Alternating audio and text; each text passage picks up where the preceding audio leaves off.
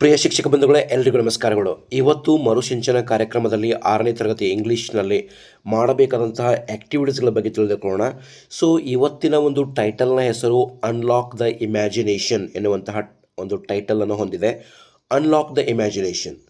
So ಈ ಒಂದು ಟೈಟಲ್ನ ಮೇಲೆ ಡೇ 4ನಂದು ಯಾವ ಆ್ಯಕ್ಟಿವಿಟೀಸ್ಗಳು ಮಾಡಬೇಕಾಗಿದೆ ಅಂತ ನೋಡಿದಾಗ ನೋಡಿ, ಫಸ್ಟಿಗೆ ನಾವು ಒಂದು ಲರ್ನಿಂಗ್ ಔಟ್ಕಮ್ ಬಗ್ಗೆ ತಿಳಿದುಕೊಳ್ಬೇಕು. ಅಂದರೆ ಇವತ್ತಿನ ಆ್ಯಕ್ಟಿವಿಟೀಸ್ಗಳ ಮುಖಾಂತರ ಯಾವ ಒಂದು ಸಾಮರ್ಥ್ಯವನ್ನು ಮಗು ಪಡೆಯುತ್ತದೆ ಅನ್ನೋದ್ರ ಬಗ್ಗೆ ತಿಳಿದುಕೊಳ್ಳೋಣ.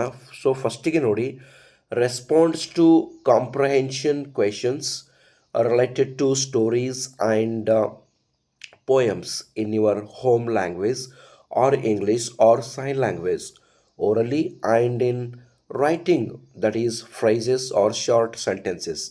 ಅಂದರೆ ವಿದ್ಯಾರ್ಥಿ ಏನು ಮಾಡ್ತಾನೆ ಅಂತಂದರೆ, ಒಂದು ಕಥೆಯನ್ನು ಕೇಳಿದ ನಂತರ ಪ್ರಶ್ನೆಗಳಿಗೆ ಉತ್ತರಿಸಲು ಸಮರ್ಥನಾಗ್ತಾನೆ. ಆ ಪ್ರಶ್ನೆಗಳಿಗೆ ಉತ್ತರಗಳನ್ನು ವಿದ್ಯಾರ್ಥಿಗಳು ಕನ್ನಡದಲ್ಲಿ ಆದರೂ ಕೊಡಬಹುದು, ಇಂಗ್ಲೀಷ್ನಲ್ಲಿ ಆದರೂ ಕೊಡ್ಬೋದು, ಅಥವಾ ಸೈನ್ ಲ್ಯಾಂಗ್ವೇಜಲ್ಲಾದರೂ ಕೊಡಬಹುದು.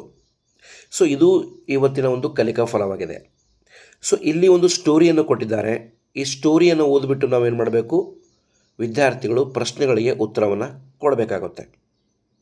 ಇಲ್ಲಿ ಸ್ಟೋರಿ ಏನಿದೆ ಅಂತ ನೋಡೋಣ. I have a friend named Tickles. He is very small. He has grey fur. He has 2 round ears and a black nose. He has a long tail.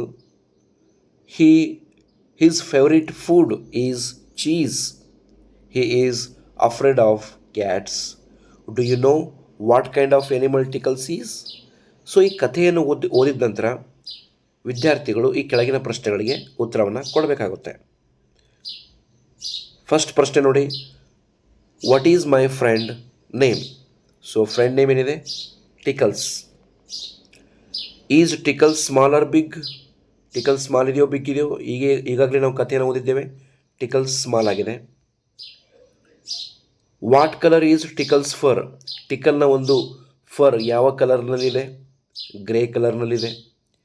What food does Tickles like the most? ಯಾವ food ಟಿಕಲ್ಸ್ಗೆ ತುಂಬ ಇಷ್ಟ?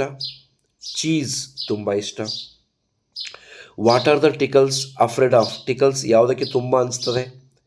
Cats ಕಂಡ್ರೆ ತುಂಬ ಅನಿಸ್ತದೆ. Which animal is Tickles? ಹಾಗಾದರೆ Tickles ಯಾವ animal? So mouse. So ಈ ರೀತಿ ವಿದ್ಯಾರ್ಥಿಗಳಿಗೆ ಪ್ರಶ್ನೆಗಳನ್ನು ಕೇಳಿಬಿಟ್ಟು ವಿದ್ಯಾರ್ಥಿಗಳಿಂದ ನಾವು ಉತ್ತರವನ್ನು ಪಡಿಬೇಕು ಕಥೆಯನ್ನು ಹೇಳಿದ ನಂತರ.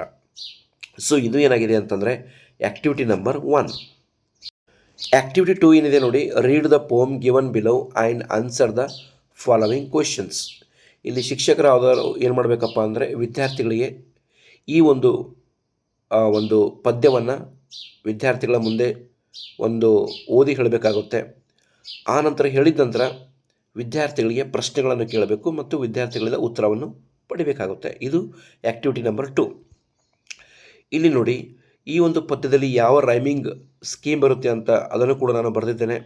ಸೌಂಡ್ ಬೇಸ್ ಮೇಲೆ ನೋಡಿ, first trees is same sound ಇದೆ, ಎ ಅಂತ ಹೆಸರು ಕೊಟ್ಟಿದ್ದೀನಿ. ಆಮೇಲೆ ಲುಲ್ಲಬೈ ಸ್ಕೈ ಸೇಮ್ ಸೌಂಡ್ ಇದೆ, ಬಿ ಅಂತ ಹೆಸರು ಕೊಟ್ಟಿದ್ದೇನೆ. ಬ್ರೈಟ್ ಲೈಟ್ ಮತ್ತು ಸೇಮ್ ಸೌಂಡ್ ಇದೆ, ಸಿ ಅಂತ ಹೆಸರು ಕೊಟ್ಟಿದ್ದೇನೆ. ಪ್ರೈಡ್ ಇನ್ಸೈಡ್ ಡಿ ಅಂತ ಹೆಸರು ಕೊಟ್ಟಿದ್ದೇನೆ. ಗ್ರಾಸ್ ಪಾಸ್ ಇದು ಸೇಮ್ ಸೌಂಡ್ ಹೊಂದಿವೆ, ಇದಕ್ಕೆ ಇ ಅಂತ ಹೆಸರು ಕೊಟ್ಟಿದ್ದೇನೆ. ಲೋ ಶೋ ಇವುಗಳು ಸೇಮ್ ಸೌಂಡ್ ಹೊಂದಿವೆ, ಇದಕ್ಕೆ ಎಫ್ ಅಂತ ಹೆಸರು ಕೊಟ್ಟಿದ್ದೇನೆ. ಇನ್ ವಿಂಡ್ ಇದು ಬೇರೆ ಆಗಿದೆ. ಸೌಂಡ್ ಅರೌಂಡ್ ಇದು ಕೂಡ ಸೇಮ್ ಸೌಂಡ್ ಹೊಂದಿವೆ, ಹೀಗಾಗಿ ಇದಕ್ಕೆ ಜಿ ಅಂತ ಹೆಸರು ಕೊಟ್ಟಿದ್ದೇನೆ. ಇದು ಈ ಪದ್ಯದಲ್ಲಿ ಬರುವಂತಹ ಒಂದು ರೈಮ್ ಸ್ಕೀಮ್ ಆಗಿದೆ.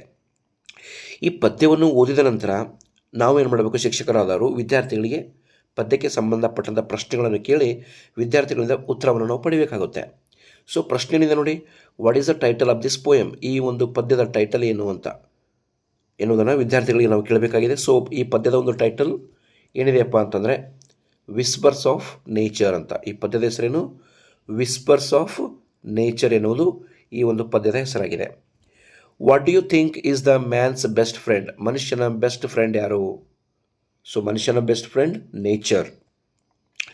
Is this a rhyming poem? ಈ ಪದ್ಯದಲ್ಲಿ ರೈಮಿಂಗ್ ಸ್ಕೀಮ್ ಇದೆಯಾ? ಎಸ್, ಈಗಾಗಲೇ ನಾನು ತಮಗೆ ತೋರಿಸಿದ್ದೇನೆ. A B B C C ಇದು ಪದ್ಯವು ರೈಮಿಂಗ್ ಸ್ಕೀಮನ್ನು ಹೊಂದಿರುವಂತಹ ಪದ್ಯ. ಆಮೇಲೆ find another word to rhyme with, ಅಂದರೆ ಕೆಳಗಡೆ ಕೆಲವೊಂದು ವರ್ಡ್ಗಳನ್ನು ಕೊಟ್ಟಿದ್ದಾರೆ, ಅದಕ್ಕೆ ಬೇರೆ ಒಂದು ರೈಮಿಂಗ್ ವರ್ಡನ್ನು ಹೇಳಬೇಕು, ಅದು ಪದ್ಯದಲ್ಲಿ ಇರಬಾರ್ದು ಎನ್ನುವಂಥದ್ದು. ಸೊ ಬ್ರೈಟ್, ಇದರ ಒಂದು ಇನ್ನೊಂದು ರೈಮಿಂಗ್ ವರ್ಡ್ ಟೈಟ್ ಅಂತ ಬರೆದಿದ್ದೇನೆ. ಟೈಟ್ ಈ ಪದ್ಯದಲ್ಲಿ ಇಲ್ಲ. Trees, fees, sky, dry, sound, found. So ಈ ರೀತಿಯ ರೈಮಿಂಗ್ ಇನ್ನೊಂದು ರೈಮಿಂಗ್ ವರ್ಡ್ಸನ್ನು ವಿದ್ಯಾರ್ಥಿ ಬರೀಬೇಕು, ಅದು ಪದ್ಯದಲ್ಲಿ ಇರಬಾರ್ದು. ಸೊ ಈ ರೀತಿಯಾಗಿ ಇವತ್ತು ಟೋಟಲಿ 2 ಆ್ಯಕ್ಟಿವಿಟೀಸ್ಗಳನ್ನು 6ನೇ ತರಗತಿಯಲ್ಲಿ ಮಾಡಬೇಕಾಗಿದೆ. ಒಟ್ಟಾರೆ ಕಥೆಯನ್ನು ಓದಿಬಿಟ್ಟು ವಿದ್ಯಾರ್ಥಿಗಳು ಪ್ರಶ್ನೆಗಳಿಗೆ ಉತ್ತರ ಕೊಡಬೇಕು. ಇದು ಈ ಒಂದು ಆ್ಯಕ್ಟಿವಿಟಿಯ ಮೇನ್ ಫೋಕಸ್ ಆಗಿದೆ. ಸೊ ಟೈಟಲ್ನ ಹೆಸರು unlock the imagination. So I request every one, please subscribe my YouTube channel and hit the bell icon so that you would never miss an update. Thank you.